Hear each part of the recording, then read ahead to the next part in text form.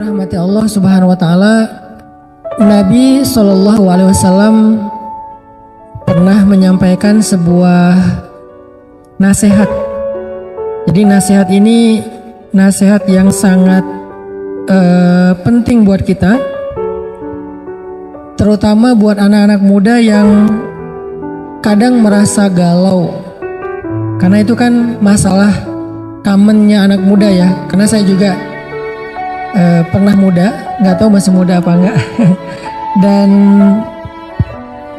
sama masalah umumnya kita tuh anak muda itu ya galau tentang masa depan, galau tentang memilih jurusan, memilih fakultas, galau tentang masalah pertemanan, circle, galau tentang jodoh pastinya, itu yang paling sering.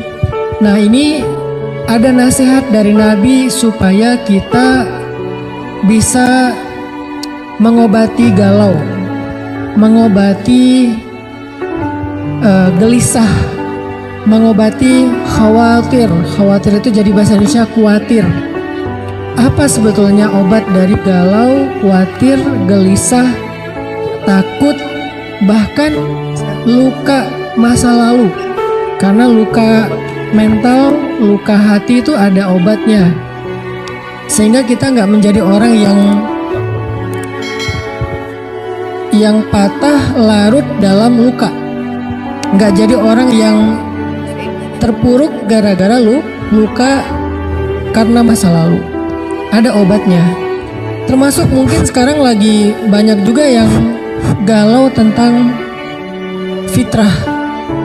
Kayak ada yang, kenapa ya saya diciptakan sebagai perempuan padahal saya pengen jadi laki-laki misalnya. Kenapa ya saya diciptakan jadi laki-laki padahal saya pengen jadi perempuan. Kayaknya lebih asik deh jadi perempuan. Saya pernah nanganin ya, lebih tepatnya istri saya ya, pernah nanganin pasien mental kita yang dia itu udah sekitar 3 tahun jadi perempuan. Padahal dia laki-laki banget. Udah 3 tahun jadi perempuan, hampir operasi karena dia pengen sekarang tuh totally fisiknya perempuan, pengennya. Kalau kemarin baru akhlaknya, perilakunya yang perempuan, tapi fisiknya belum. Kemarin awal 2023 dia udah pengen operasi biar fisiknya jadi perempuan. Kalau Rumah Teduh itu menangani pasien kanker, kalau Peacefuland menangani pasien mental. Dan kita punya banyak banget pasien-pasien mental anak muda yang hasil bullying di sekolah, yang dipasung 3 tahun lebih di rumahnya sampai maaf makan kotoran sendiri karena dianggap orang yang ODGJ, padahal bukan ODGJ, dia cuman mental. Nah, pasien terbaru kita itu tadi, dia itu udah jadi perempuan 3 tahun, udah punya pacar, pacarnya laki-laki. Jadi udah pacaran, dia sebagai perempuan, pacarnya laki-laki gitu. Dan kata dia enak jadi perempuan. Soalnya kenapa dia jadi perempuan? Awal dia jadi perempuan tuh gara-gara kecewa sama perempuan. Dia itu ditinggalin sama pacarnya perempuan, nikah. Terus dia kayak menyesal jadi laki-laki. Oh gini banget ya jadi laki-laki tuh, bisa perasaannya nggak dijaga, disakiti, ditinggalin. Ah udahlah saya jadi perempuan aja biar dijaga perasaannya. Akhirnya dia pindah nih, shifting ke perempuan biar perasaannya dijaga. Nah selama dia jadi perempuan, dia ngerasa kayak enak banget, dikasih jajan, ditraktirin makan, dibeliin hadiah, dijaga perasaannya, disayang, diperhatiin gitu kan, selama 3 tahun. Tapi kan ini sesuatu yang gak fitrah. Pas ketemu sama kita ajak diskusi, pelan-pelan berubah. Kita dandanin ulang, kita touch up ulang, kita beliin baju yang laki-laki banget, flanel kotak-kotak, celana. Alhamdulillah udah berubah. Sekarang dia kerja di kita sebagai tenaga fisik ya, tenaga kayak buruh gitu, kayak tukang gitu ya di kita, yang fisik banget, udah punya penghasilan sendiri. Terakhir kemarin mau nikah sama pasien mental kita yang ada di tempat kita, tapi pasien juga yang udah survive, perempuan. Jadi dia mau nikah sama perempuan, sekarang udah tunangan. Kenapa muncul kegalauan kayak gini? Nah ini kita pengen bahas nih hari ini. Kenapa ada yang galau masalah fitrahnya? Kok saya perempuan? Kok saya laki-laki? Kok saya nggak jelas mau jadi perempuan apa laki-laki? Kok saya lebih cenderung kepada sesama jenis dan seterusnya? Kenapa saya kok masih jomblo? Kenapa kok saya nggak pernah dapat orang yang ngeklik di hati? Kenapa kok saya jadi orang miskin? Kenapa kok saya punya orang tua yang broken home? Kenapa saya punya ayah dan ibu nggak kayak ayah ibunya teman saya yang mereka tuh happy banget, hangat banget keluarganya? Kenapa kok saya ngambil jurusannya ini padahal pengen saya, kenapa kok saya ngambilnya ekonomi padahal pengen jadi arsitek misalnya, senangnya gambar. Kenapa saya kok disuruh jagain adik padahal saya pengen ada me time. Kita sering mempertanyakan hidup kita sehingga bikin kita tuh kayak protes, galau, gak puas, beban. Dan itu ternyata ada nasihatnya dari Nabi Shallallahu Alaihi Wasallam. Apa nasihat Nabi dalam hadis riwayat Al-Baihaqi dengan derajat sahih? Kata Nabi, al-iman bil qadari wal qada yuzilul hamma wal hazan. Ternyata kata Nabi, beriman kepada qada dan qadar atau takdir kalau bahasa kita akan menghilangkan alham dan hazan. Dua, alham dan hazan. Apa itu ham? Ham itu adalah khawatir tentang masa depan. Itu hammun bahasa Arab. Mengkhawatirkan masa depan, menggalaukan sesuatu yang belum terjadi. Itu namanya hammun. Sedangkan hazan itu menyedihkan atau marah, terluka, nggak nerima, protes, sedih tentang masa lalu. Jadi kalau ham itu sedih tentang masa depan, kita sebutnya galau, khawatir. Kalau hazan sedih tentang masa lalu, yaitu penyesalan, kemarahan, tidak menerima keadaan. Jadi ternyata dua penyakit ini, alham dan hazan, itu obatnya adalah rukun iman yang keenam. Apa? Percaya kepada qada dan qadar. Jadi percaya kepada takdir adalah obat dari hammun dan hazanun. Nah, inilah yang kita hari ini akan belajar. Gimana cara kita mengimani takdir? Terus apa hasil konkretnya dalam kehidupan kita? Lagi-lagi dakwah saya sejak 2014 itu bukan narasi. Kalau saya menyampaikan literasi Islam, apakah itu tentang fikih, tentang akidah, kayak sekarang nih akidah karena bab takdir, atau tentang ma'rifatullah, saya selalu mencoba untuk menerjemahkan Islam dalam aplikasi kehidupan sehari-hari. Kita nyebutnya dengan istilah life hacks. Jadi bukan sekedar lifestyle lagi, malah lebih konkret lagi, yaitu life hacks, cara hidup, bukan sekedar gaya hidup, cara hidup. Jadi kayak life hacks tentang di rumah misalnya, life hacksnya apa? Kalau yang diajarin di luar itu kan kayak cara kita rapiin kamar. Life hacks kita ada yang namanya table manner. Table manner itu cara kita megang garpu, megang sendok, naruh piring, naruh gelas, cara minum, itu kan table manner kan? Itu tuh sebetulnya udah diajarin sama Nabi, namanya adab makan dan minum.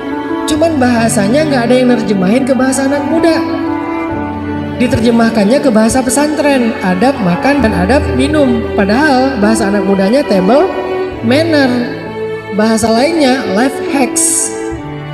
Gimana cara makan yang manner banget? Karena manners before knowledge kan, adab sebelum ilmu kalau bahasa pesantren ya. Kalau bahasa umumnya manners before knowledge. Nah, ketika kita membahas takdir pun, saya pengen bawa pembahasan takdir itu jangan jadi teori aja, jangan jadi pembahasan wawasan, jangan jadi ilmu syariat, tapi harus jadi life hacks-nya anak muda. Arti life hacks itu bisa diaplikasikan dalam daily life-nya, benar-benar konkret gitu. Itulah yang akan kita bahas hari ini. Dan itulah yang menjadi spesifikasi dari dakwahnya Hanan Attaqi. Dakwahnya Hanan Attaqi itu bukan dakwah narasi, bukan orasi, karena saya bukan orator, tapi dakwah membangun awareness tentang Islam yang sangat aplikatif atau life hacks, lifestyle, daily life. Itu banget dakwah kita. Jadi kalau saya bahas tentang akidah ma'rifatullah, libatin Allah, bahas tentang syariat, pacarannya nanti aja setelah nikah, pacaran halal tetap asik kok. Nah, hari ini ketika kita mau ngebahas tentang takdir, saya pasti akan bawa takdir itu insya Allah ke daily life-nya kalian. Bagaimana cara kita mengimani takdir yang aplikatif dalam kehidupan sehari-hari? Bagaimana cara kita melihat takdir yang bisa up to date dan relate dengan kebutuhan kita hari ini? Itulah pembahasan tentang masalah takdir dengan tema apa kita temanya Kak Buni? Oh, rahasia mengubah takdir. Oke. Poinnya 3 aja. Pembahasan kita ada 3 hal. Poin yang pertama adalah apa sih pentingnya membahas takdir ini? Tadi sebagian udah saya sebutin, saya spill di awal. Ternyata mengimani takdir itu penting sekali. Kalau nggak penting nggak masuk dalam rukun iman. Kan dulu Nabi itu pernah didatangi malaikat Jibril ya ceritanya ya. Jadi malaikat Jibril menjelma jadi seorang cowok keren. Kalau dalam bahasa Al-Quran itu basyaron sawiya, laki-laki yang sempurna. Kalau terjemahan anak muda, cowok keren. Jadi ideal banget cowoknya, lebih daripada Jungkook lah. Kan ini standar cowok keren ya. Ini lebih daripada Jungkook, walaupun Jungkook keren sih. Ini lebih dari itu gitu. Jadi ada cowok keren datang kepada Nabi. Kenapa saya bilang cowok keren? Itu bukan kata saya, kata Umar. Karena Umar awalnya nggak tahu kalau itu Jibril. Dia taunya itu laki-laki yang sempurna. Datang kepada Nabi, masuk ke masjid, duduk bertaut lututnya dengan lutut Nabi. Terus dia tiba-tiba nanya, sebutkan Islam, sebutkan iman, sebutkan ihsan, singkatnya kayak gitu. Akhirnya Nabi menyebut rukun Islam, menyebut rukun iman, kemudian menyebut tentang tasawuf atau ihsan kalau bahasa hadisnya. Salah satu di antara rukun iman yang disebutkan sama Nabi itu, kan ini jadi hadis usuluddin, apa dasarnya agama itu hadis ini. Sehingga hadis ini dikenal dengan istilah ummul hadis. Jadi kalau Quran itu ada namanya ummul Quran. Apa ummul Quran? Al-Fatihah. Kalau hadis juga ada ibunya hadis, yaitu ummul hadis. Ummul hadis itu hadis Jibril yang tadi, tentang Islam, tentang iman, tentang ihsan. Berarti 3 hal yang dibahas. 1, masalah syariat. Yang kedua masalah akidah. Yang ketiga masalah tasawuf. Jadi Islam itu terbagi kepada 3 hal pokok: akidah, fikih, tasawuf. Jadi kalau ada orang yang mengatakan tasawuf itu bukan bagian dari Islam, berarti dia nggak ngerti hadis Jibril. Karena itu hadis terkenal sekali ya, semua orang ngerti tentang hadis ini. Cuman dulu bahasanya bukan tasawuf, dulu namanya ihsan. Sama aja kayak Islam, dulu namanya Islam, sekarang namanya fikih. Dulu namanya iman, sekarang namanya akidah. Jadi hanya perubahan nama doang, tapi secara substansi sama. Iman, akidah; Islam, fikih; ihsan, tasawuf. Jadi dia dinamakan secara lebih kontekstual karena ada kebutuhan itu. Nah, dalam pembahasan rukun iman, ternyata salah satu di antara rukun iman itu selain percaya kepada Allah, percaya kepada malaikat, percaya kepada kitab, percaya kepada nabi dan seterusnya, percaya kepada qada dan qadar. Apa maksudnya? Nggak mungkin kita disuruh percaya kepada sesuatu itu yang nggak relate dengan kehidupan kita, itu nggak mungkin. Nggak mungkin kita disuruh percaya kepada sesuatu nggak penting, nggak mungkin. Karena rukun iman ini sifatnya fardu ain, semua orang harus dan harus utuh, nggak boleh nggak boleh dipisah-pisah. Secara parsial tuh nggak boleh. Kalau rukun Islam boleh dipisah-pisah, misalnya zakat ya. Kalau kita nggak mampu ya nggak berzakat. Puasa, kalau kita nggak mampu ya berarti fidyah. Kalau nggak mampu qada. Apalagi haji, kalau nggak mampu haji ya nggak perlu berhaji. Jadi rukun Islam itu kalau nggak dilaksanakan dengan alasan yang uzur syar'i masih boleh. Kecuali kayak sholat itu kan nggak mungkin ditinggal ya, nggak bisa berdiri, duduk, nggak bisa duduk berbaring. Tapi ada yang bisa ditinggal kayak puasa, dia nggak bisa mengqadha karena sakitnya menaun, berarti dia bayar fidyah. Kan itu bukan puasa, itu kan gantinya puasa kan. Gitu juga dengan zakat, dia emang orang fakir miskin, nggak ada kewajiban berzakat, ya udah dia nggak bayar zakat mal. Haji, dia emang nggak punya kemampuan untuk berhaji, ya udah umroh aja belum, apalagi haji misalnya. Umroh kan lebih ringan, biayanya lebih ringan, waktunya lebih fleksibel, itu aja dia nggak sanggup, apalagi haji. Ya udah berarti dia nggak ada kewajiban haji karena bagi yang mampu.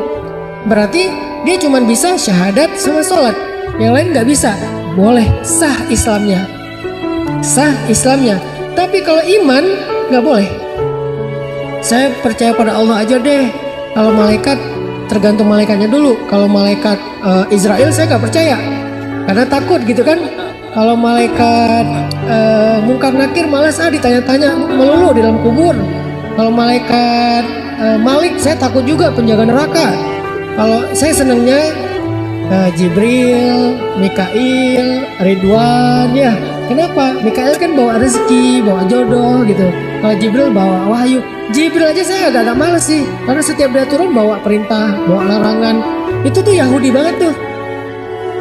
Karena orang Yahudi nggak suka sama malaikat Jibril, makanya nggak ada orang Yahudi yang anaknya dikasih nama Gabriel. Rata-rata nama anak mereka itu Michael. Dan direkam oleh Al-Quran. Yang memusuhi Jibril berarti memusuhi Allah, kata Allah kan. Kenapa? Mereka tuh gak suka sama Gabriel. Soalnya Gabriel setiap turun bawa perintah. Mereka kan gak suka diperintah-perintahin. Mereka pengen bebas. Mereka sukanya sama malaikat Mikail yang setiap turun bawa rezeki. Dan gak boleh dipisah-pisah malaikat itu. Begitu juga para nabi. Saya mah senengnya sama ngefansnya sama Nabi Sulaiman, karena dia kayak sakti gitu. Saya ngefansnya sama Nabi Musa karena dia kuat. Saya ngefansnya sama Nabi Yusuf karena dia ganteng. Nggak bisa. Semua nabi itu harus kita yakini, kita imani, nggak boleh dipisah-pisah. Walaupun kita umat Nabi Muhammad, kita berimannya kepada semua nabi dan rasul. Cuman mengikuti ajaran Nabi Muhammad, tapi mengimani semua nabi dan rasul. Iman tuh nggak bisa dipisah-pisah. Begitu juga kitab. Saya mah Quran aja. Enggak, kita Quran juga, ya Taurat juga, ya Injil juga sebelum dirubah. Tapi mengikuti ajaran Al-Quran yang penggenap, penyempurna ajaran yang lain. Tapi kita meyakini bahwa Taurat itu kitab Allah, Injil itu firman Allah. Cuman yang menyempurnakannya Al-Quran, nggak bisa dipisah. Al-Quran pun gitu, nggak boleh. Ini ayat poligami saya nggak mau, nggak bisa. Wah ini ayat riba saya nggak mau, bagi laki-laki senangnya riba biar cepat bisnisnya, nggak bisa. Jadi ayat ya semuanya dari mulai Bismillahirrahmanirrahim Al-Fatihah sampai minal jinnati wan nas an-nas, nggak ada satupun huruf yang boleh kita abaikan atau kita tolak. Kayaknya saya lam mim aja deh, alifnya enggak. Jadi pas baca Al-Baqarah lam mim, loh kok lam mim? Soalnya aku malas dengan alif. Kenapa kok malas dengan alif? Mantan aku namanya Alif misalnya ya. Nggak bisa, semua huruf sama, diyakini semuanya. Jadi satu huruf aja kita tolak dalam keyakinan, berarti kita ditolak imannya. Iman tuh kayak gitu teman-teman. Makanya, tapi Ustadz boleh nggak kita misalnya belum mampu mengamalkan? Itu masuknya ke Islam, bukan iman. Misalnya nih, bab riba. Kita harus ada keyakinan bahwa ya riba itu emang nggak boleh. Harus yakin itu. Tapi kalau belum mampu, berarti imannya benar, Islamnya belum sempurna, gitu aja. Belum mampu mengamalkan. Belum mampu mengamalkan. Kita harus yakin yang namanya hijab, menutup aurat itu wajib. Yakin. Tapi kalau auratnya belum sempurna ditutup, ya itu berarti babnya bab Islam, bukan bab iman. Imannya udah utuh. Hanya Islamnya lagi bertahap, berproses. Jadi dalam bab iman, kita nggak boleh satu pun dikurangin, nggak boleh. Termasuk masalah takdir. Jadi di antara rukun iman ada takdir yang disebut dengan qadha dan qadar, nggak boleh dipisah.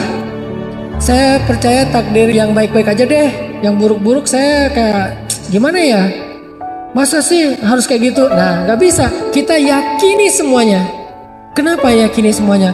Berarti pasti ada kebaikan di dalamnya. Nggak mungkin Allah menyuruh kita meyakini sesuatu yang nggak ada kebaikan di dalamnya, itu nggak mungkin. Maka itulah pentingnya belajar takdir. Belajar takdir sebetulnya bukan belajar doktrin, bukan. Kesannya kayak kita dipaksa, bukan. Belajar takdir itu adalah belajar untuk healing. Karena kata Nabi tadi apa? Beriman kepada qada dan qadar bisa menghilangkan dua penyakit hati, al-hammu wal hazan, dan itu adalah healing, self healing buat kita. Bisa mengobati diri kita. Terhadap apa? Terhadap dua penyakit. Penyakit khawatir tentang masa depan, apapun namanya, bisa galau, bisa khawatir, bisa gelisah, dan seterusnya. Dan penyakit sedih tentang masa lalu yang dikenal dengan istilah hazan. Bisa sakit hati, bisa luka tentang masa lalu, bisa dendam, bisa marah, bisa trauma, apalagi macam-macam variannya. Dua penyakit ini bisa sembuh kalau kita benar-benar tahu bagaimana beriman kepada takdir. Jadi belajar takdir itu bukan belajar doktrin. Saya paling nggak suka Islam itu disampaikan secara doktrin ya. Saya nggak suka. Kenapa? Nggak fair. Sehingga kita nggak siap dengan serangan orang-orang liberal. Kalau kita belajar Islam secara doktrin, kita nggak akan siap dengan logika-logika orang liberal. Berarti kita nggak punya pertahanan. Begitu datang logika orang liberal, kita langsung, oh kayaknya ini yang benar nih. Lebih logis soalnya. Saya selama ini belajar Islam nggak pernah logis. Dipaksa aja sama orang tua saya, ya udah saya nurut. Tapi sekarang saya kan udah dewasa, saya bisa berpikir sendiri. Yang dijajalin adalah pemikiran liberalisme, sekularisasi. Akhirnya kita ya terpengaruh. Makanya dalam pandangan saya nggak bisa kita ngajarin Islam itu secara doktrin. Islam itu emang harus logis, dan Islam itu emang logis kok, nggak usah dipaksain. Logis. Siapa bilang udah terima aja, nggak usah banyak tanya? Nggak gitu cara belajar Islam. Untuk anak kecil ya, kan ini udah remaja, harus belajar secara lebih logis. Apa kebutuhan kita kepada materi Islam? Kenapa kita belajar takdir? Udah terima aja takdir, emang kayak gitu dari sononya. Ayatnya jelas, qala Allah wa qala Rasul. Nggak bisa. Kenapa? Kalaupun kita ambil, kita nggak kuat. Begitu datang badai logika liberalisasi, langsung roboh itu, karena kita nggak punya pertahanan, nggak punya reason, nggak punya jawaban, nggak punya alasan, nggak punya sebuah awareness, kesadaran kenapa kita begini. Makanya belajar takdir, selama ini kan kita disuruh hafal kan, rukun Islam udah hafal, rukun iman udah hafal, bahkan sifat-sifat Allah 20 udah hafal. Mungkin yang lebih serius lagi udah hafal aqaid khamsin, 50 akidah. Sifat Allah yang wajib, sifat Allah yang mustahil, sifat Allah yang jaiz, sifat Nabi yang wajib, sifat Nabi yang mustahil, sifat Nabi yang jaiz. Kita udah hafal aqaid 50. Tapi tahu nggak apa maksudnya? Terus ngerti nggak aplikasinya dalam kehidupan kita apa? Kalau cuma hafalan, itu bukan pertahanan. Itu adalah sebuah bahan. Kalau kita nggak tahu cara ngeraciknya, bahan itu tetap mentah. Makanya hari ini kita akan bahas dari sekian banyak materi Islam, satu aja, yaitu tentang beriman kepada takdir. Apa relevansinya dalam kehidupan kita? Ternyata beriman kepada takdir itu obat hati. Ternyata beriman kepada takdir itu adalah self healing. Ternyata beriman kepada takdir itu adalah awareness yang paling tinggi. Kalau kita nggak belajar takdir, kita nggak punya awareness tentang diri kita. Tentang self awareness tuh nggak muncul. Kita nggak, apa saya tuh apa ya? Kenapa ya? Hidup saya ini apa ya? Kenapa ya? Nggak tahu. Sehingga nggak punya self awareness. Kalau nggak punya self awareness, kita tuh mudah dipengaruhi. Jadi belajar takdir itu yang Allah udah terapkan udah Allah rumuskan dalam rukun iman, emang penting sekali. Jadi belajar rukun iman itu yang penting. Selain percaya kepada Allah dan seterusnya, itu semuanya penting. Salah satunya ya tadi, kebutuhan anak muda adalah self healing, self awareness, self improvement, supaya akhirnya kita bisa tumbuh dengan pertumbuhan yang baik sebagaimana Sayyidah Maryam. Sayyidah Maryam itu salah satu contoh takdir loh. Kan ayah ibunya berharap punya anak laki-laki kan. Terus tiba-tiba pas lahir, karena dulu nggak bisa di USG ya, pas lahir perempuan. Aku melahirkan anak perempuan dan tidaklah sama laki-laki dengan perempuan, kan gitu ayatnya. Terus Maryam gimana tumbuhnya? Jadi anak laki-laki? Enggak, dia tumbuh sebagai perempuan. Fa'ambataha nabatan hasan, dan dia tumbuh dengan pertumbuhan yang sangat baik sebagai perempuan. Dan dia eksis sebagai perempuan. Yang tadinya diharapkan laki-laki yang kayak gitu, ternyata perempuan juga bisa. Tapi nggak merubah takdirnya sebagai perempuan. Nah itu namanya self awareness, self improvement. Ketika dia bisa ngerti yang namanya takdir, fitrah. Kemudian bagaimana cara Sayyidah Maryam menerima takdir tiba-tiba hamil tapi nggak punya suami? Ini lebih berat loh. Kalau kita mungkin cuman belum ketemu suami ya. Kalau Maryam nggak punya suami tapi hamil. Bukan hamil di luar nikah, bukan. Hamil nggak punya suami, itu beda ya. Kalau hamil di luar nikah ada laki-lakinya, cuman belum nikah. Kalau ini hamil nggak punya suami, nggak punya laki-laki, tiba-tiba hamil aja gitu. Dan hidup di tengah masyarakat yang sangat toksik. Toksik banget tuh masyarakatnya. Masyarakat apa? Bani Israel. Kita mungkin toksiknya cuman segeng lah. Toksiknya mungkin cuman segrup WA. Toksiknya cuman di kantor. Ini toksiknya satu kota toksik. Coba bayangin. Semuanya senang ngebully. Bani Israel itu senang ngebully banget. Jangankan Sayyidah Maryam, para nabi aja dibully. Para nabi dibunuh, para nabi dimusuhi, para nabi disiksa. Sayyidina Yahya, Sayyidina Zakaria kan dibunuh. Berarti kan ini masyarakat benar-benar toksik banget nih. Energi negatifnya tuh udah total gitu. Bayangin Sayyidah Maryam ditakdirkan punya anak, nggak punya suami, hidup di tengah masyarakat toksik. Sampai Sayyidah Maryam pernah bilang, ya laitani mittu qabla hada wa kuntu nasyam mansiya. Aduhai, seandainya aku mati aja. Sampai ngomong gitu coba. Seandainya aku mati aja dan aku tidak pernah dikenal oleh siapapun, dan aku dilupakan. Kenapa Sayyidah Maryam ngomong kayak gini? Saking Sayyidah Maryam takut dibully. Kebayang nanti akan gimana dibully tuh. Ketahuan beliau hamil gak punya suami, apalagi setelah melahirkan gak ada suami, itu bakalan jadi trending topik, viral banget, dan dibully di mana-mana.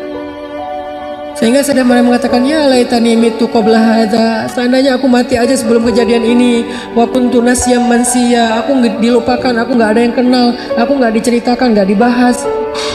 Bagaimana cara Sayyidah Maryam self healing, survive dengan kondisi yang sangat berat seperti ini? Itu juga kita alami. Bagaimana Sayyidina Yusuf bisa survive dengan ujian yang juga berat. Ditakdirkan punya kakak-kakak yang dengki sama beliau. Terus beliau dilemparkan ke dalam sumur. Ditakdirkan ketemu sama musafir, bukan ketemu sama ayahnya. Ayahnya nyari malamnya, nyari nggak ketemu. Dia ditemukan oleh siapa? Sama musafir. Musafir membawanya kemana? Membawanya ke Mesir dari Palestina. Di Mesir tinggal di sebuah rumah pejabat yang perempuannya memfitnah beliau, narik baju beliau sampai sobek, lalu beliau masuk penjara. Itu kan semuanya adalah ketentuan Allah kan?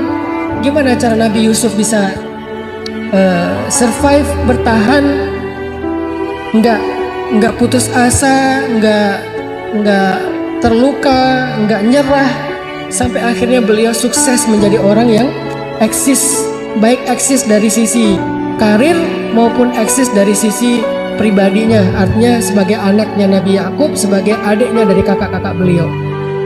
Gimana cara beliau eksis? Semua itu pembahasan tentang takdir. Gimana Nabi Musa bisa menerima takdir beliau lahir di tahun nggak boleh lahir anak laki-laki? Kenapa kita nggak pernah mendengar cerita Nabi Harun dihanyutkan ke Sungai Nil? Kan Nabi Harun kakaknya Nabi Musa. Berarti kondisinya sama di Mesir. Karena Harun lahir di tahun boleh melahirkan anak laki-laki. Karena diselang-seling, 1 tahun boleh, 1 tahun nggak boleh. Tahun ganjil boleh lahir anak laki-laki, tahun genap nggak boleh lahir anak laki-laki. Harun lahir di tahun ganjil, aman, nggak ada cerita Harun dihanyutkan. Musa lahir di tahun genap, nggak boleh lahir anak laki-laki, sehingga dihanyutkan. Ini kan takdir. Kenapa sih nggak ditunda beberapa bulan lah biar lahirnya di tahun ganjil gitu, sehingga nggak ada adegan hanyut segala macam. Kenapa sih Allah mentakdirkannya harus hanyut? Kenapa nggak dibawa lari aja, dibawa hijrah aja ke negeri yang lain sama ibunya? Kenapa malah disuruh hanyutkan ke sungai Nil? Udah dihanyutkan, kenapa takdirnya malah masuk ke selokan yang membawanya ke istana Firaun? Bukankah mau dihindari dari Firaun, kok malah ke sana, ke rumahnya Firaun? Kenapa nggak hanyutnya ke Sudan? Kan Mesir Sudan sungai Nil itu. Kenapa nggak hanyutnya ke negeri yang lain yang jauh? Dan banyak lagi pertanyaan-pertanyaan takdir. Tapi pada masa itu mereka tidak mempertanyakan takdir, teman-teman.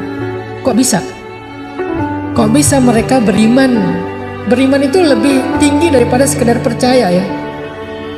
Karena beriman itu bukan hanya menerima takdir, tapi percaya takdir itu yang terbaik udah. Ini tingkat yang keren sih.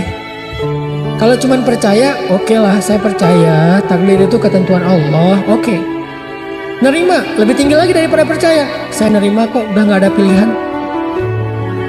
Itu tingkatan di atas percaya. Lebih tinggi lagi beriman. Saya yakin takdir itu emang udah yang terbaik.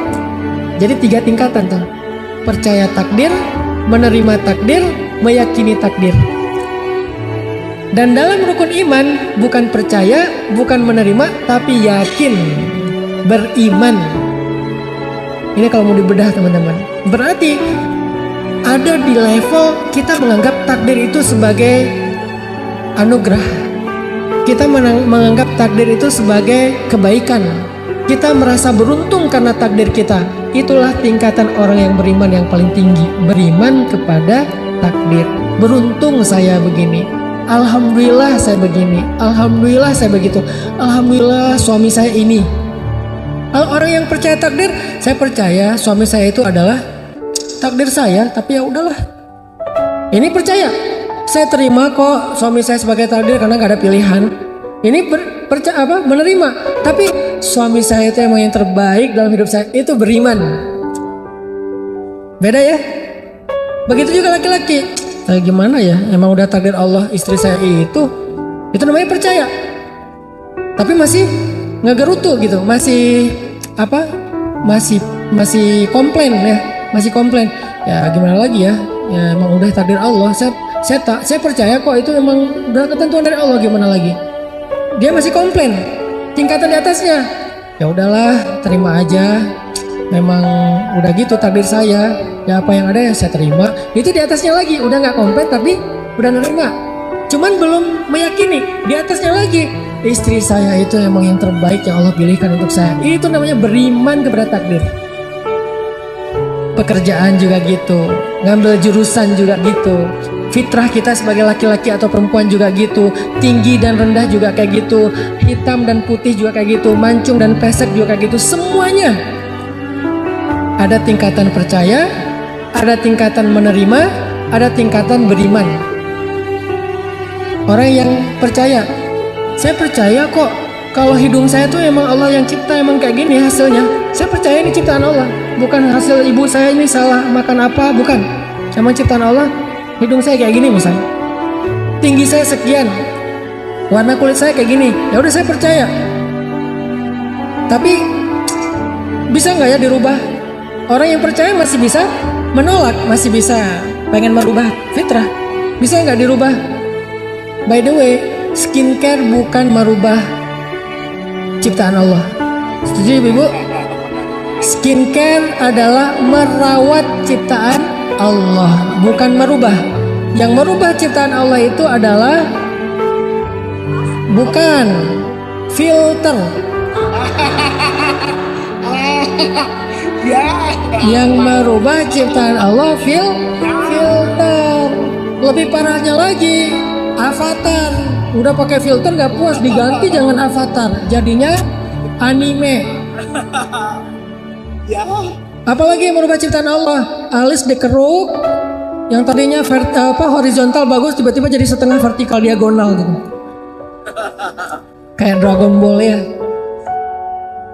Jadi maksudnya orang yang percaya belum tentu nerima. Bisa jadi dia percaya ini takdir Allah, tapi dia protes. Kenapa ya Allah? Kok warna saya kayak gini? Saya pengen kayak bule-bule tuh. Bule-bule pengen kayak kita kan aneh ya? Kenapa bule-bule pada berjemur? Biar hitam. Kenapa kita pakai sunblock tebal-tebal? Kalau ada 100 SPF kita pakai 100 SPF. Kenapa? Biar nggak hitam ya. Itulah manusia. Dia percaya itu ciptaan Tuhan, cuman dia nggak nerima. Ada yang udah tingkatannya ya udahlah, hidung saya memang udah kayak gini, kulit saya memang udah kayak gini, saya terima lah gitu ya. Tapi nggak meyakini itu yang terbaik. Itu namanya nerima. Kalau beriman, alhamdulillah ya Allah saya hitam. Dan hitam itu manis, nggak ada putih manis kan? Hitam manis ya. Saya suka lagu-lagu timur sih. Hitam-hitam manis apa banyak ya lagu-lagu timur yang kita suka dengar gitu di mobil. Itu kan hitam manis kan? Hitam manis itu, hitam itu campurnya manis. Putih. Ya manis juga. Ini namanya nerima. Ya udahlah kulit saya hitam, saya terima aja lah. Udahlah saya nggak mau protes. Tapi orang yang beriman, alhamdulillah kulit saya hitam. Alhamdulillah rambut saya keriting. Alhamdulillah ayah saya ini. Alhamdulillah ibu saya ini. Alhamdulillah pasangan saya ini. Alhamdulillah anak saya ini. Alhamdulillah pekerjaan saya ini. Alhamdulillah. Dia alhamdulillah terus. Itu namanya beriman kepada takdir. Bukan cuman percaya, bukan cuman nerima, tapi yakin itulah yang terbaik. Itulah yang disebut dengan beriman kepada takdir. Kalau udah sampai ke level itu, makanya kata Nabi, hilanglah hammun wal hazan. Hilanglah rasa khawatir, hilang juga rasa kecewa. Kalau udah sampai di level beriman. Tapi kalau masih percaya atau nerima, belum tentu hilang. Ustadz, saya percaya kok ke takdir, tapi kenapa saya masih gelisah? Karena masih percaya, belum beriman. Ustadz, saya nerima kok ketentuannya hidup saya kayak gini, kenapa masih sedih, kecewa? Karena baru nerima, belum beriman. Ayatnya, hadisnya, beriman. Kata Nabi, al-imanu bil qadha'i wal qadar. Beriman kepada qadha dan qadar, bukan percaya, bukan nerima, tapi beriman, meyakini inilah yang terbaik. Meyakini inilah yang terbaik. Terus kenapa kok judulnya merubah takdir? Nanti kita bahas. Karena merubah takdir kesannya kayak gak nerima ya. Pengen dirubah aja, boleh gak Ustadz? Saya kembali masuk ke mesin waktu, kembali ke masa lalu, gak jadi nikah sama orang ini misalnya. Boleh nggak saya cari yang lain aja, saya nyesel nikah sama dia. Ini kan berarti dia percaya tapi nggak nerima, sehingga dia pengen merubah. Apakah itu maksud dari judul merubah takdir? Nah nanti kita bahas. Makanya satu-satu ya, bahas takdir ini angle-nya beda sama yang teman-teman biasa dengar kan. Biasa kan dengar takdir itu ya udah, kalau nggak masuknya ke, kadang kalau pembahasan versi orang liberal ya, karena masuknya kalau nggak ke Jabariyah ya Qadariyah. Bahaya banget tuh. Kalau nggak Qadariyah, Jabariyah. Qadariyah itu apa? Hidup kita itu kita yang tentukan. Kita punya pilihan, kita punya kehendak, kita yang menentukan baik buruknya. Semuanya itu believe in yourself. Agak materialistis dan liberal. Nggak percaya kepada ketentuan Allah. Kita tuh harus mengandalkan diri kita sendiri. Kita nggak bisa ngandalin orang lain. Kita nggak bisa berharap ke siapa-siapa. Kita lah yang menentukan masa depan. Kita yang berusaha menjada wajada. Ini jadinya ke arah apa? Qadariyah. Sehingga nggak ada peran Tuhan di situ. Kalau nggak ada peran Tuhan, ya udah nggak usah berdoa. Nanti muncul pertanyaan yang agak nakalnya apa? Ngapain sih rajin-rajin sholat? Emang kalau udah rajin sholat hidup kamu berubah? Gitu, itu Qadariyah banget tuh. Warnanya warna Qadariyah. Emang kalau kamu udah rajin ngaji, hidup kamu bakal bahagia? Bukankah hidup itu tergantung kita? Itu tuh Qadariyah banget. Cuman istilahnya bukan Qadariyah sekarang. Istilahnya apa? Believe in yourself. Sebetulnya ini adalah awareness dengan warna Qadariyah, aliran sesat yang ada di zaman dahulu. Dulu aliran sesat akidah tuh banyak. Ada Khawarij, ada Syiah, ada Mu'tazilah, ada Qadariyah, ada Jabariyah. Yang belajar sejarah akidah tahulah. Banyak banget, lebih daripada 100 aliran. Yang kemudian diluruskan lagi sama Ahlus Sunnah wal Jamaah yang inisiatornya adalah Abu Hasan Al-Asy'ari sama Abu Mansur Al-Maturidi. Kita mengenalnya dengan istilah akidah Ahlus Sunnah wal Jamaah atau akidah Asy'ariyah. Itu meluruskan akidah setelah menyimpang. Beda sama sahabat, sama. Kenapa nggak balikin aja ke sahabat? Sama, balik ke sahabat dan Nabi. Cuman karena penggagasnya adalah Abu Hasan Al-Asy'ari, dikenal dengan istilah nama akidah Asy'ariyah. Sebetulnya akidah Asy'ariyah itu akidah Nabi dan para sahabat, salafus sholih. Jadi jangan dibikin seolah-olah aswaja dengan Nabi dan sahabat itu kayak berbeda gitu ya. Sehingga kita kembali aja kepada Nabi dan sahabat. Asy'ari mah belum tentu benar. Asy'ari itu memurnikan akidah setelah menyimpang. Di tahun kedua Hijriah, di abad kedua Hijriah terjadi penyimpangan akidah. Tadi ada Qadariyah, ada Jabariyah, ada banyak varian, Mu'tazilah juga. Sehingga karena menyimpangnya luar biasa, datanglah Abu Hasan Al-Asy'ari untuk meluruskan kembali, mengembalikan, mentajdid, memperbaharui seperti akidahnya Nabi dan sahabat. Maka sejak saat itu dikenal dengan istilah Ahlus Sunnah wal Jamaah atau akidah Asy'ariyah. Jadi bukan aliran baru, itu bukan, itu fitnah. Kalau mengatakan Asy'ariyah itu adalah aliran baru, itu fitnah. Balik lagi ke cerita takdir. Kalau versi Qadariyah, hari ini anak-anak muda yang alirannya udah mulai Qadariyahan itu sering bilang kayak tadi tuh, ngapain sih rajin-rajin sholat, ngapain sih rajin-rajin ngaji, ngapain sih rajin-rajin ke masjid? Emang kalau kamu sering ke masjid, hidup kamu bakal berubah? Yang penting kan kerja keras, yang penting berjuang, yang penting belajar yang sungguh-sungguh. Believe in yourself, itu Qadariyah banget tuh pemikirannya. Hati-hati dengan pemikiran gini. Walaupun tidak ada label aliran Qadariyah, udah nggak ada, itu kan aliran sejarah. Sekarang udah nggak ada namanya, tapi pemikirannya sama. Kalau Jabariyah, kebalikannya Qadariyah. Udahlah, hidup nggak usah ribet. Semuanya udah ditakdirkan di sono. Kita nggak punya peran apa-apa. Kita nggak punya pilihan. Kita nggak punya kehendak. Kita mah gimana takdirnya aja. Kalau takdirnya masuk neraka, ya udah masuk neraka. Walaupun kamu rajin sholat. Kalau takdirnya masuk surga, ya masuk surga. Walaupun kamu mabuk-mabukan. Jadi kamu mabuk-mabuk aja. Nanti kalau emang takdirnya masuk surga, masuk kok ke surga. Kalimat yang paling sering kita dengar apa kalimatnya? Kalimatnya, kita nggak masuk surga dengan amal kita. Hati-hati ini, walaupun ini hadis ya. Hadisnya tapi maksudnya nggak kayak gitu. Yang salah bukan hadisnya, terjemahnya atau penjelasannya, syarahnya. Kita nggak masuk surga karena amal kita, karena sholat kita. Kita masuk surga karena Allah. Terus ngapain capek-capek sholat? Bukan itu kok yang bikin kita masuk surga. Kesana arahnya dari orang-orang yang Jabariyah. Arahnya orang Jabariyah itu adalah jangan sholat. Kenapa? Karena bukan dengan sholat kita masuk surga, tapi dengan takdir Allah. Kalau alirannya Qadariyah, jangan sholat juga. Kenapa? Karena sholat gak akan memperbaiki hidup kita, tapi usaha kita. Tetap ujung-ujungnya dari dua aliran ini, jangan sholat, jangan berdoa, jangan taat-taat banget lah. Yang satu, kenapa gak taat? Karena itu gak akan merubah hidup lo. Yang kedua, karena semuanya udah ditentukan, ngapain capek-capek? Bukan itu yang buat kita akan masuk surga. Sama, ini ekstrim kanan, ekstrim kiri nih.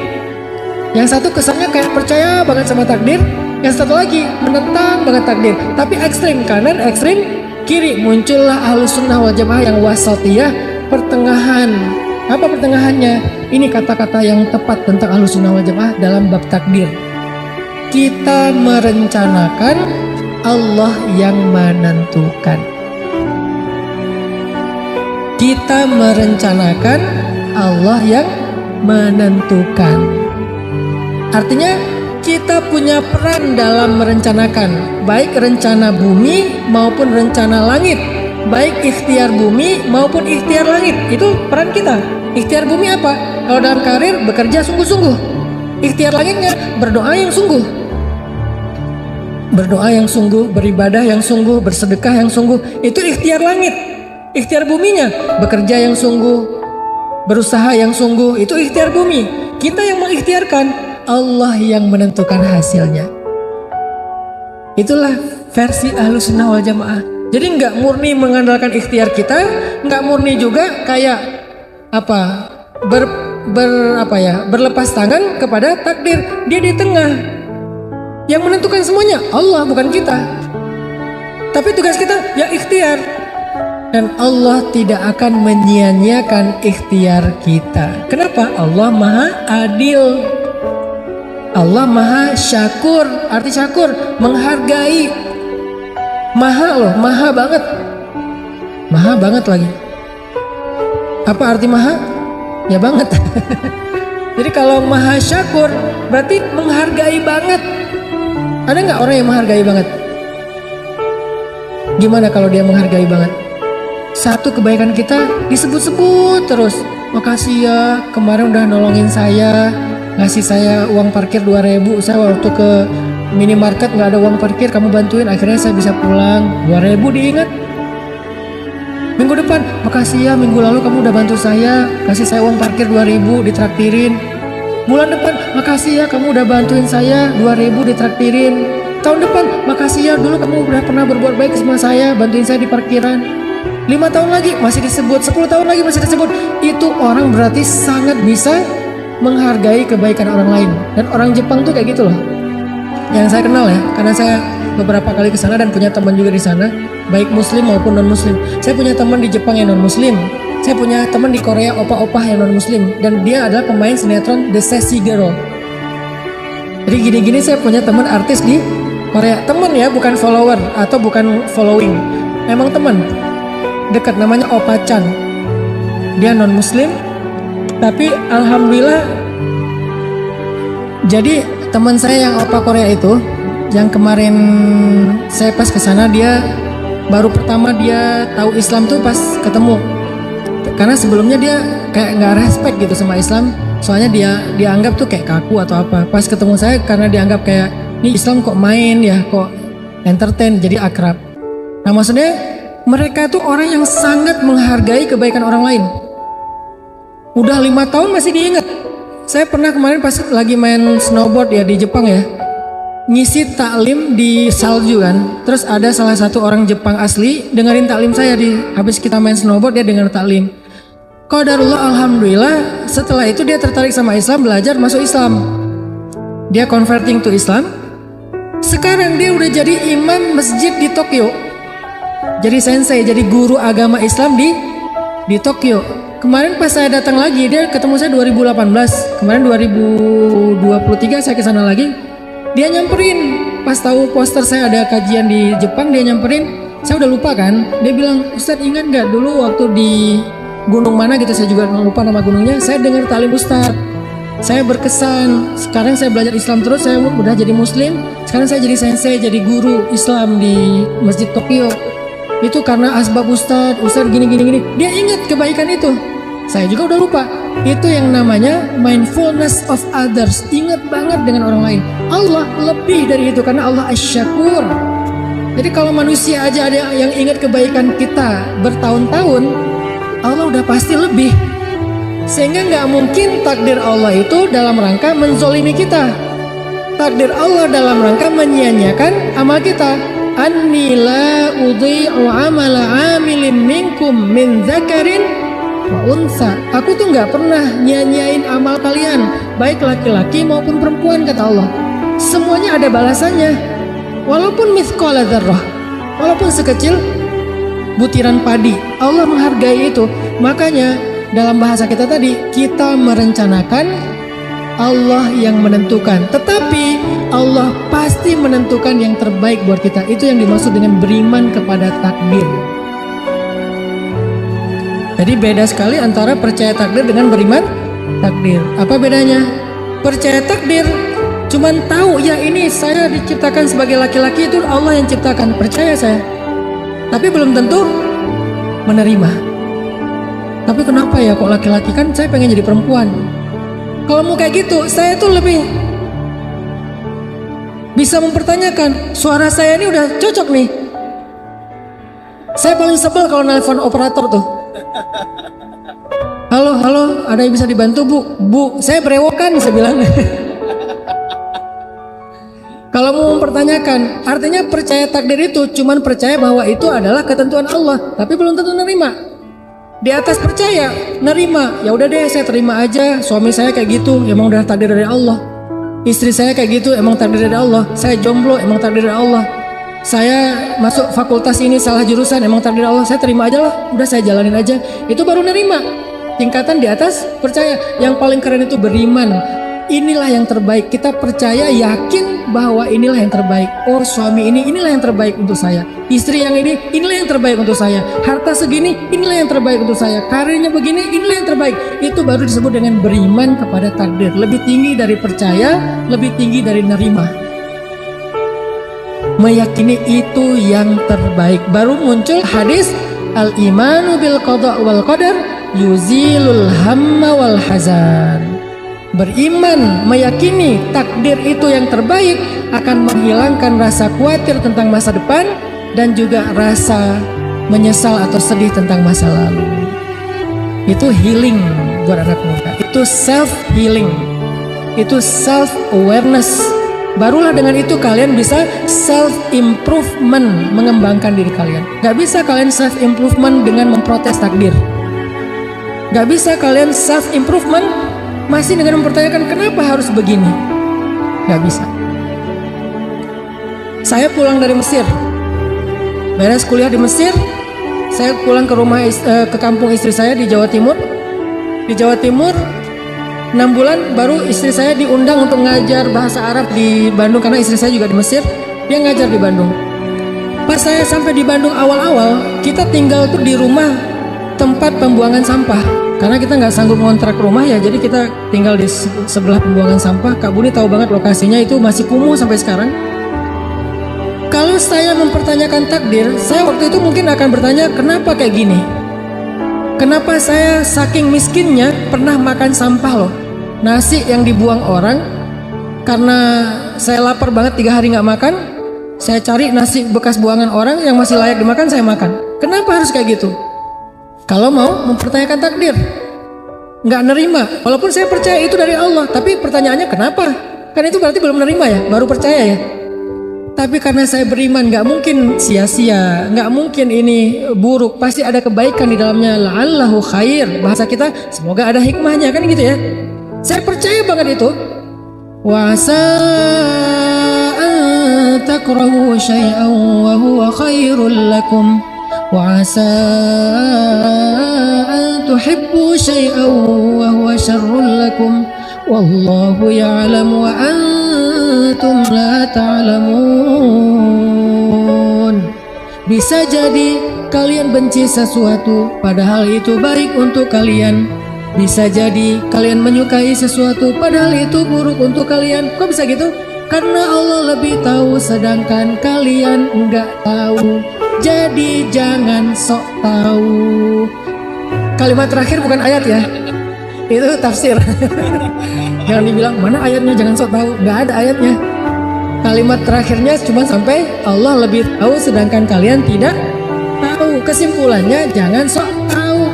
Udah ikut aja, tapi ikhtiar. Jangan qadariyah yang mengandalkan ikhtiar tapi nggak percaya Allah. Jangan jabariyah yang pasrah-pasrah aja nggak mau ikhtiar. Jadilah ahlus sunnah wal jamaah di tengah-tengah. Kita ikhtiar, Allah yang menentukan. Kita percaya ketentuan Allah itu yang terbaik, dan Allah menghargai ikhtiar kita. Jadi teman-teman, pas waktu itu saya percaya ini pasti ada kebaikan di dalamnya. Apa kebaikannya? Hari ini saya ngerti, kalau saya waktu itu punya kerjaan ngajar di kampus atau ngajar di madrasah seperti istri saya, mungkin saya nggak akan pernah bikin dakwah tren anak muda, yaitu tren hijrah, nggak akan pernah. Karena saya udah fokus aja ngajar di akademis, dunia akademis, jadi nggak masuk ke dunia out of the box-nya anak muda gitu. Karena saya nggak ngajar di kampus, nggak di dunia akademik, saya harus muter otak nih, bikin apa nih? Saya mencoba untuk nerjemahin buku, ternyata nggak ada yang mau nyetak. Saya nulis buku, nggak ada yang mau nerbitin. Akhirnya karena nggak ada yang mau nerbitin buku saya terbitin sendiri. Jadilah saya pengusaha penerbitan dan percetakan. Udah alhamdulillah stabil, settle dengan usaha percetakan. Naik lagi saya bikin usaha jual beli pulsa. Waktu itu belum kayak sekarang ya, ada di mana-mana dulu masih susah. Saya punya 60 cabang jual beli pulsa di Bandung dalam hitungan bulan. Dari situ naik lagi jual beli mobil second karena saya hobi mobil, beli jual beli mau jual. Udah gitu naik lagi ke properti, main di properti. Dari mana? Dari awalnya karena nggak keterima ngajar di kampus, nggak keterima ngajar di madrasah. Soalnya pemikirannya agak beda orang ini satu. Jadi nggak kayak apa ya, nggak bisa, mungkin nggak bisa ikut yang mainstream. Senangnya yang anti mainstream dan out of the box. Akhirnya karena alhamdulillah saya jadi programmer dakwah, nggak jadi ngajar aja. Saya banyak bikin program. Saya bikin sekolah di Tuban, Jawa Timur. Sekarang jadi sekolah terbesar di Tuban, milik Bupati Tuban. Dulu belum jadi bupati, namanya Bina Anak Soleh. 6 bulan saya di sana, saya bikin sekolah. Sampai jadi wakil kepala sekolah, saya hijrah ke Bandung, bikin lagi program di Salman ITB, namanya Rumah Quran. Jadi program Rumah Quran. Sekarang saya bikin dakwah tren. Jadi bukan bikin pesantren, tapi menyebarkan pesan lewat tren. Makanya pelajarannya pesan _ tren. Pesannya apa? Hijrah. Tapi hijrah ini jangan jadi ceramah, harus jadi tren lifestyle-nya anak muda. Bikinlah tren hijrah 2015. Sampai sekarang masif tren hijrah di seluruh Indonesia. Dan nggak boleh kita bikin cabang. Jadi pemuda hijrah nggak ada cabang, cuma ada satu di Bandung. Kenapa? Karena yang besar itu gagasan, bukan yayasan. Yayasannya kecil, dia sebagai vehicle, sebagai operator, tapi gagasannya yang dibesarkan. Milik semuanya, masing-masing punya nama sendiri-sendiri. Muncullah Hijrah Fest, muncullah komunitas hijrah di seluruh Indonesia, dan dia berkembang improvement sendiri-sendiri. Tren hijrah itu namanya dakwah tren. Setelah dakwah tren 8 tahun, sekarang kita bikin pesan _ tren, kawasan anak muda. Yang pertama ada di situ apa? Sekolah Rimba Indonesia, SD gratis. Kenapa Ustaz bikin SD gratis? Karena anak saya masuk SD. Kok bikin sekolah sendiri Ustaz? Soalnya di sekolah yang lain anak saya disuruh potong rambut. Saya pengen anak saya gondrong. Soalnya kalau gondrong itu keren. Dan Nabi juga kan rambutnya sepundak dan nggak jorok, nggak keurus, tetap rapi, tetap berminyak, tetap indah, tetap good looking ya. Makanya saya pengen Yahya itu rambutnya gondrong, agak ikal, ala-ala pantai banget lah. Pas masuk ke TK sama gurunya disuruh potong rambut. Saya bilang ya udah bikin sekolah. Bikinlah sekolah Rimba Indonesia. Tagline-nya di sini boleh panjang rambut. Emang kalau orang yang gondrong itu nggak rapi? Ya tergantung dia ngerawat rambut ya. Ada yang pendek tapi nggak bersih misalnya. Tapi yang panjang bersih bisa aja. Akhirnya bikin sekolah Rimba. Tahun ini karena anak saya ada yang masuk SMA, bikin lagi sekolah SMA gratis namanya 20 Mind Sociopreneur School. Kurikulumnya dari mana? Kita kombinasi. Satu dari PBB, SDGs. Jadi Sustainability Development Goals. Jadi ada kayak goals tentang masalah sustainability lifestyle, kita masukin dalam kurikulum. Terus ada Global Change Maker. Terus ada namanya ASOKA, juga tentang change maker. Terus pastinya dari Islam karena kita menguasai di bidang itu. Jadilah sekolah 20 Mind dengan tagline Success Before 20. Kenapa sukses harus tunggu 30 tahun dulu? Sebelum 20 tahun dia bisa jadi CEO kok. Dia bisa punya business owner. Dan kita punya banyak cerita tentang itu. Dan kita punya komunitas atau ekosistem yang bisa kayak gitu bikin. Itu adalah hikmah. Itu adalah takdir terbaik dari saya nggak keterima ngajar di kampus, nggak keterima ngajar di madrasah. Yang keterima berarti itulah takdir terbaik dia. Saya nggak keterima, itulah takdir terbaik saya.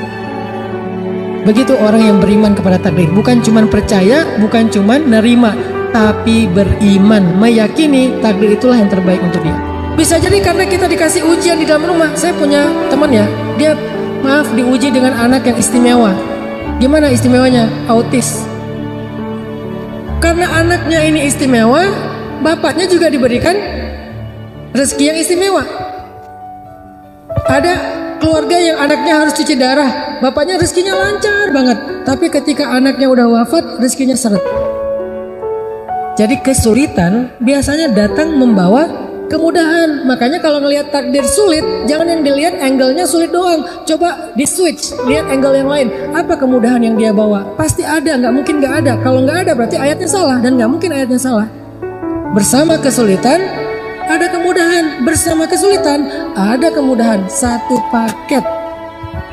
Jadi kalau kita diuji dengan suami, mungkin kita diberkahi dengan anak. Diuji dengan anak, diberkahi dengan keluarga.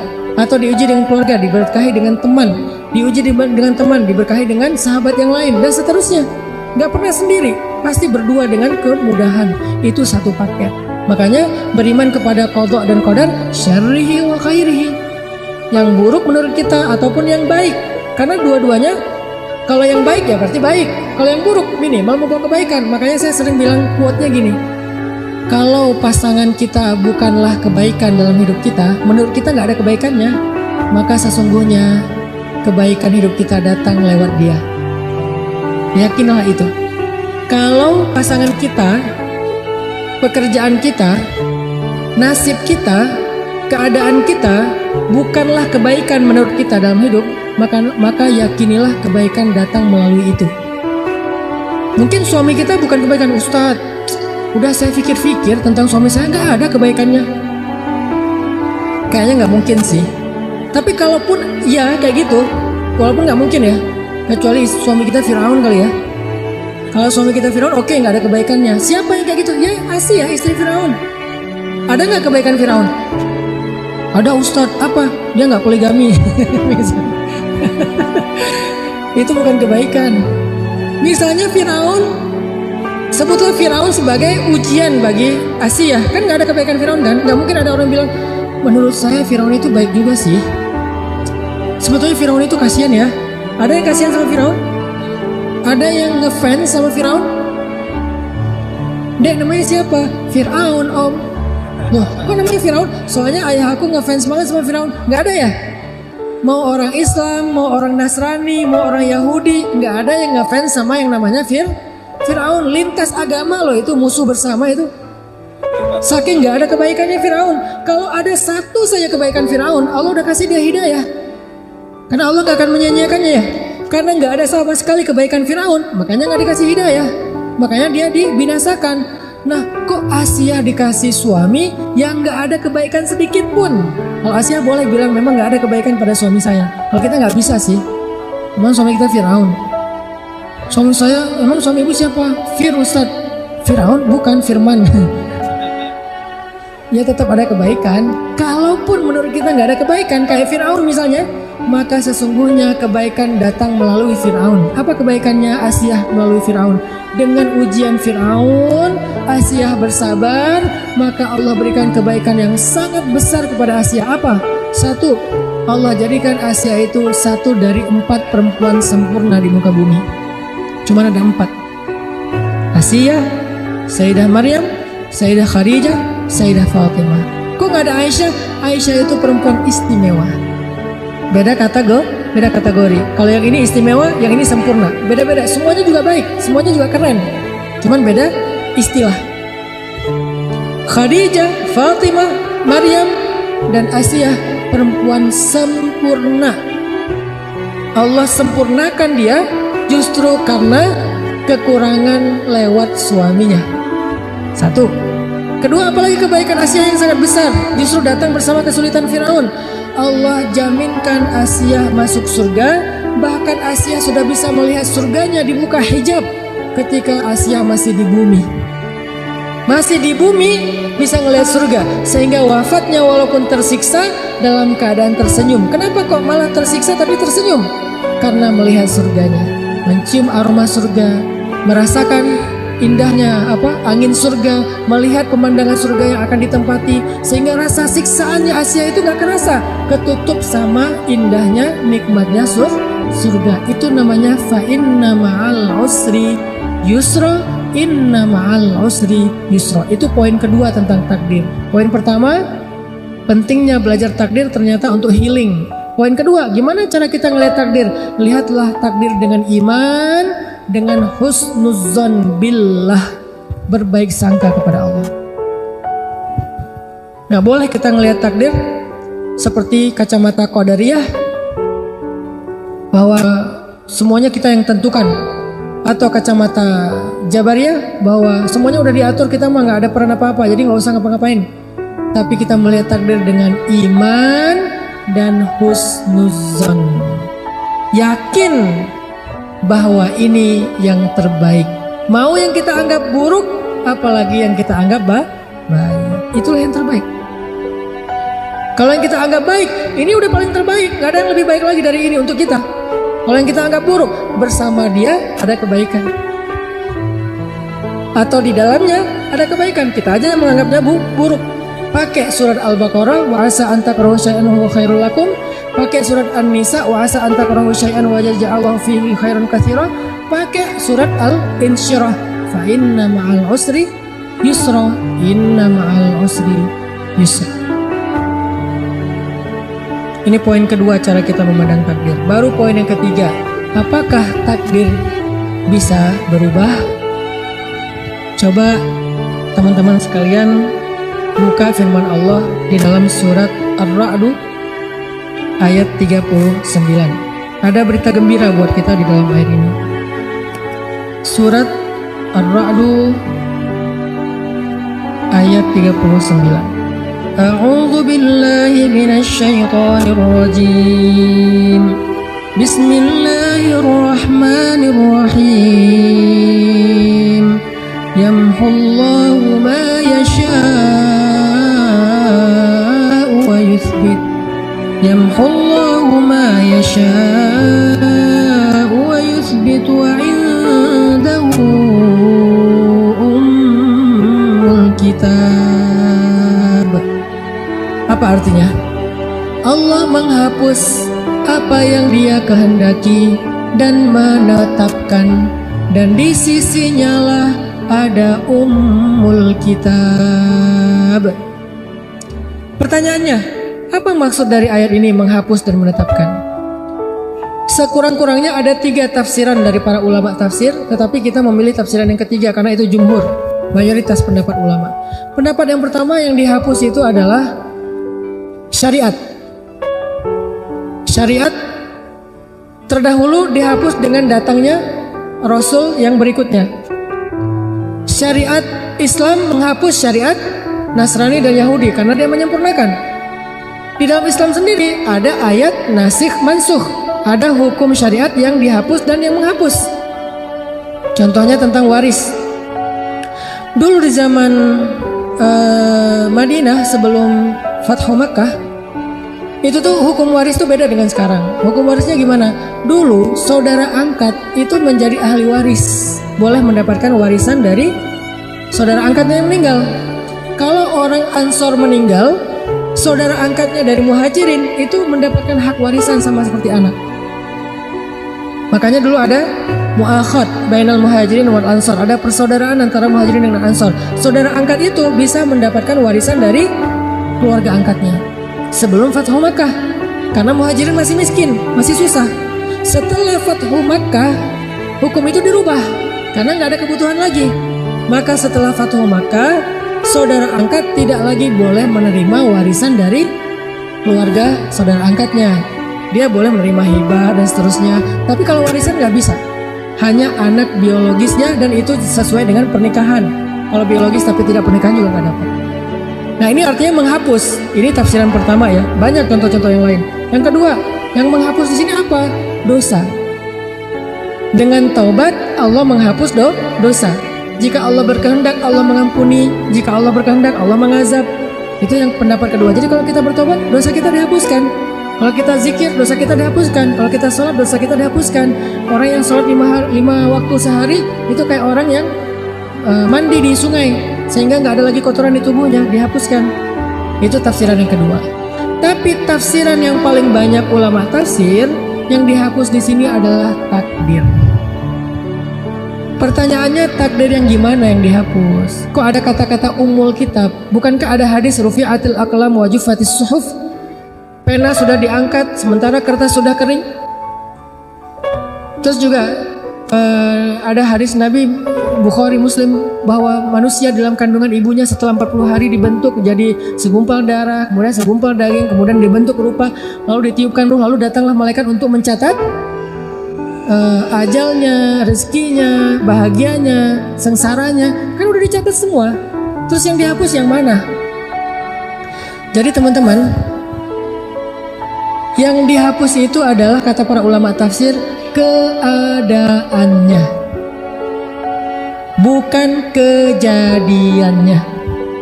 Contoh, kita matinya kapan? Itu udah takdir tercatat di Lauhul Mahfuz. Nama lain dari Lauhul Mahfuz itu adalah Ummul Kitab.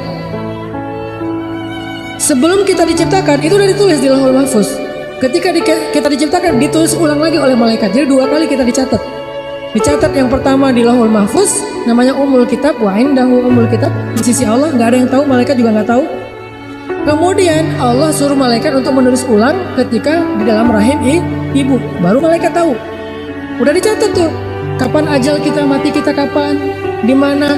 Tapi keadaannya Allah yamhu wa yusbit. Allah berkehendak untuk menghapus dan menetapkan, tapi semuanya ada dalam ilmu Allah, disebut dengan qada. Qada itu artinya ilmu, pengetahuan Allah. Bukankah Allah punya sifat ilmun, kudrat, iradat ya? Sedangkan takdir kan ada qada, ada qadar. Qada itu ilmu Allah, qadar itu kejadiannya. Kejadiannya tidak berubah. Kita akan mati pada tanggal itu. Tetapi keadaannya bisa husnul khotimah, bisa su'ul khotimah. Sehingga muncullah doa dari Umar bin Khattab dan Abdullah ibnu Mas'ud tentang takdir. Dan kedua sahabat ini ulamanya sahabat, bukan sahabat biasa, ulamanya sahabat. Di sahabat itu ada 7 ulama mereka, kibarus sahabah atau kibarul ulama indas sahabah, 7 ulama besarnya sahabat. 2 di antara 7 itu Umar dan Abdullah ibnu Mas'ud. Kedua orang ulamanya sahabat ini pernah berdoa gini, Allahumma in kunta katabtani min ahlil syaqiyah famhini waktubni min ahlis sa'adah fa innaka tamhu ma tasha wa tuthbit wa indaka ummul kitab.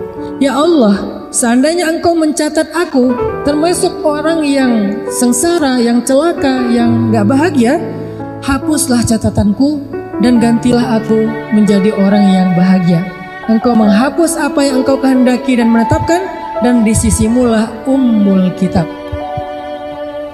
Umar bin Khattab pernah melakukan perjalanan dari Madinah ke satu negeri. Di tengah jalan tiba-tiba dapat berita bahwa negeri itu sedang diserang wabah yang menular. Kalau di kita tuh kayak pandemi yang kemarin ya. Nah, pas Umar tahu di sana itu lagi ada wabah dan menular, Umar balik arah pulang, nggak jadi lanjut. Terus orang-orang nanya kepada Umar, afirarun min qadarillah ya Amirul Mukminin? Apakah kita lagi lari nih dari takdir Allah wahai Amirul Mukminin? Apa jawaban Umar? Naam, firarun min qadarillah ila qadarillah. Ya, kita lagi lari dari satu takdir Allah ke takdir yang lain. Apa maksudnya? Kita lari berharap mendapatkan takdir yang baik, menghindar takdir yang buruk. Takdir yang maksud di sini apa? Keadaannya. Dan semua itu ada di dalam ilmu Allah. Semua itu tercatat di Lauhul Mahfuz. Makanya tugas kita berikhtiar, merencanakan, berharap, meminta kepada Allah. Allah yang mau mengubahnya. Iyasya yamhu wa iyasya yuthbit. Kalau Allah berkehendak ya Allah hapus, kalau Allah berkehendak ya Allah tetapkan. Tapi semuanya adalah ketentuan Allah dan Allah Maha Adil kepada hamba-Nya. Jadi kita matinya tetap di tanggal yang sama, tapi dalam keadaan yang Allah berkehendak seperti apa dan kita berharap yang terbaik. Begitu juga jodoh. Jadi siapa jodoh kita misalnya ditetapkan? Si Agus misalnya. Mas Agus. Ya udah nggak akan jadi bagus. Ya Agus aja, nggak ditambah B ya. Jadi Agus tetap Agus. Tapi kalau kita belum berdoa kepada Allah meminta takdir yang baik, bisa jadi Agus ini jengkelin. Bisa jadi kita dengan Agus ini gak happy, ribut terus, panas terus keadaannya, gak ada rasa, dingin. Tapi begitu kita, ya Allah, jika Engkau takdirkan aku dengan Agus ini ribut terus, hapuslah ya Allah, ganti dengan romantis. Tiba-tiba dia pulang kerja bawa bunga. Tiba-tiba dia nelpon, kamu udah makan belum? Lo kan hari ini puasa. Oh ya maaf. Tiba-tiba dia meluk kita, sayang sama kita, kata-katanya romantis. Tiba-tiba kita muncul rasa yang sangat besar kepada dia. Itu takdir Allah. Dan kita minta kepada Allah yang terbaik. Orangnya nggak berubah, tapi keadaannya berubah. Anaknya nggak berubah, tapi kesolehannya berubah. Pekerjaannya nggak berubah, tapi keberkahan rezekinya berubah. Dan kita meyakini semua itu adalah yang terbaik di sisi Allah. Ada cerita, Nabi pernah cerita gini.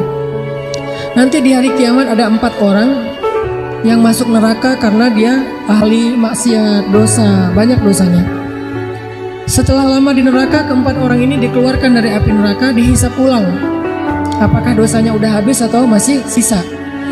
Ketika dihisap, ternyata dosanya masih banyak. Saking banyaknya dosa, udah diazab masih banyak dosanya. Lalu kata Allah kepada malaikat, masukkan mereka lagi ke dalam neraka.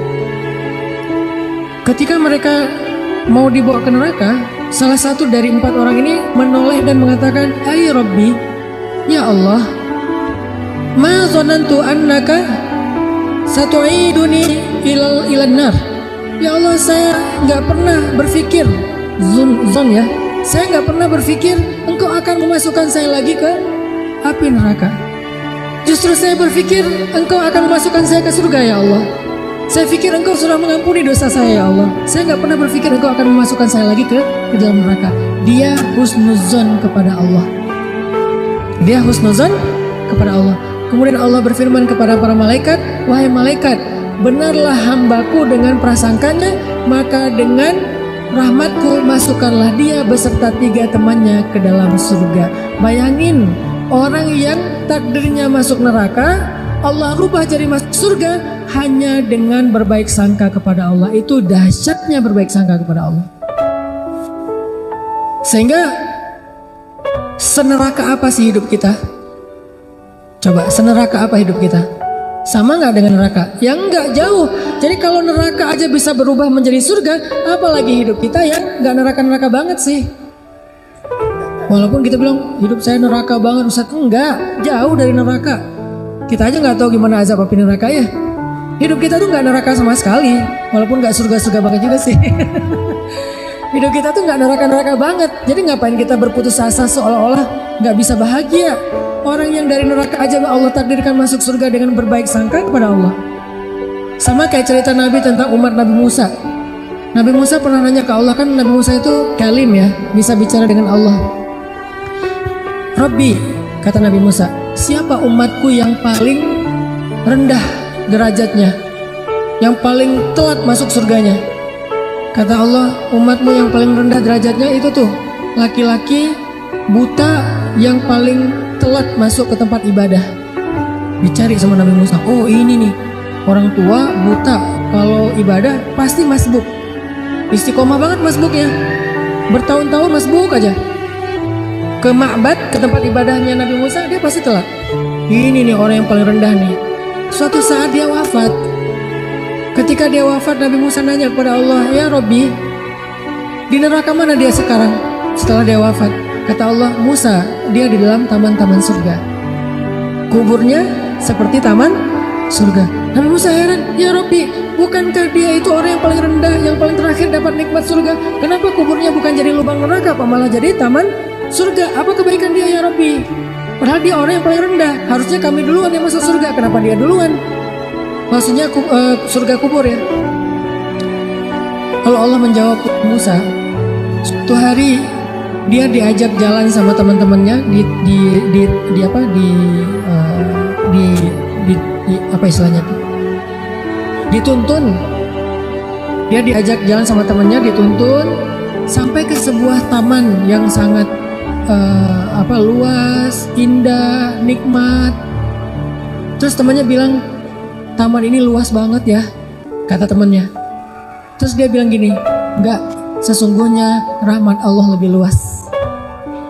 Dia cuma ngomong gitu, berbaik sangka kepada Allah. Enggak, sesungguhnya rahmat Allah itulah yang paling luas. Wahai Musa, benarlah hambaku, rahmatku luas, maka dengan rahmatku aku rubah takdirnya menjadi ahli surga.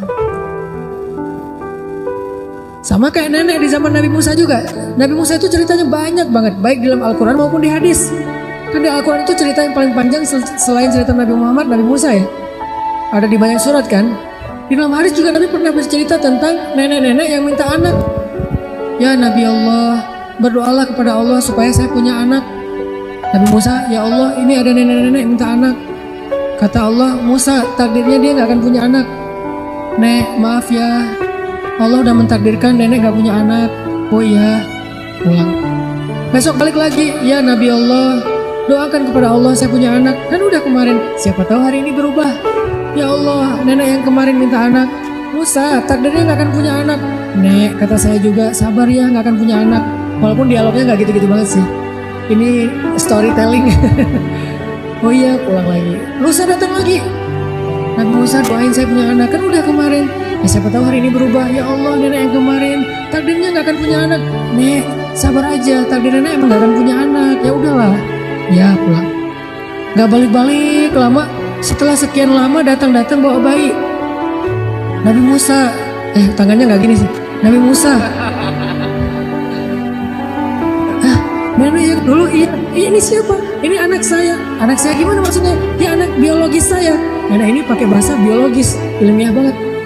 Ini anak saya, ini anak kandung saya kalau bahasa orang dulu ya. Gimana ceritanya nenek bisa punya anak? Tanya aja ke Allah. Ya Allah, gimana cerita si nenek bisa punya anak? Allah bilang, setiap kali dia datang kepadaku berharap punya anak, aku jawab takdirnya gak akan punya anak. Dia pulang dengan mengatakan, Ya Rahim, irhamni. Ya Rahim, irhamni. Ya Allah, Ya Rahman, Ya Rahim, Maha Penyayang, kasihanilah saya. Wahai Maha Pengasih, kasihanilah saya. Wahai Maha Pengasih, kasihanilah saya. Engkau pasti kasihan sama saya. Engkau pasti gak tega sama saya. Berbaik sangka sama Allah. Besok datang lagi, Nabi Musa doain saya punya anak. Saya bilang dia gak akan punya anak. Ya Rahim, kasihanilah saya. Engkau pengasih kan? Pasti kasihan kan sama saya. Datang lagi, bolak-balik, tapi terus berbaik sangka kepada Allah. Ini namanya ilhah. Bahasa Arabnya ilhah. Ilhah itu artinya merengek. Dan Allah suka hamba yang merengek. Bahasa lain dari ilhah, awah. Dan Nabi yang paling awah itu Ibrahim. Karena Ibrahim itu awahun. Awah itu artinya da'a. Da'a itu artinya kalau meminta itu berulang kali dan lama, terus minta yang sama. Sebagaimana Nabi Ibrahim minta anak sampai 50 tahun, Nabi Zakaria minta anak juga 50 tahun, gak pernah berubah. Kita baru sehari 2 hari, ya udahlah kayaknya gak dikabulkan. Mana ilhahnya? Alihu ila rabbikum, ilhahlah kepada, merengeklah kepada Rabb kalian. Allah itu pasti akan menghargai rengekan kita. Gak terganggu loh, gak enak loh merengek sama Allah, ntar Allah repot. Siapa bilang Allah repot? Allah sibuk tapi gak repot. Emang Allah sibuk sih? Kulla yaumin huwa fi sya'an. Setiap hari Allah sibuk, tapi wala ya'uduhu hifdhuhu, mah gak pernah repot. Akhirnya karena nenek ini merengek berbaik sangka sama Allah, kata Allah, dengan rahmatku aku rubah takdirnya sehingga dia punya anak. Makanya rubah takdir itu adalah hak Allah, tapi Allah maha adil, maha syakur. Sehingga Allah berfirman dalam hadis qudsi, wahai hamba-hambaku, sesungguhnya aku mengharamkan kepada diriku zalim, maka janganlah kalian berlaku zalim kepada sesama kalian. Allah aja mengharamkan dirinya dari sifat zalim. Gak mungkin Allah zalim sama kita. Berarti Allah itu adil, kebalikan dari zalim kan? Allah itu adil. Kalau kita berbaik sangka, Allah pasti menunjukkan persangkaan kita. Kalau kita berharap, Allah pasti gak akan mengecewakan kita. Kalau kita meminta, Allah pasti ngabulin permintaan kita. Pasti dengan kehendak Allah. Sehingga Allah yang berkuasa, yamhu wa yuthbit, menghapus dan menetapkan. Tetapi Allah juga maha adil dan maha syakur. Semoga 3 poin ini bisa menjelaskan maksud dari beriman kepada takdir dalam konteks kehidupan kita. Sekarang apapun masalah kita, coba lihat itu dari angle iman kepada takdir. Bukan cuma percaya, bukan cuma nerima, tapi meyakini itu yang terbaik. Tapi kata kuncinya kita mengusahakan, kita merencanakan, kita mengikhtiarkan, Allah yang menentukan, dan Allah pasti menentukan yang terbaik untuk kita. Kalau kita anggap itu buruk, maka bisa jadi di dalamnya ada kebaikan atau keburukan itu membawa kebaikan. Barakallahu fikum.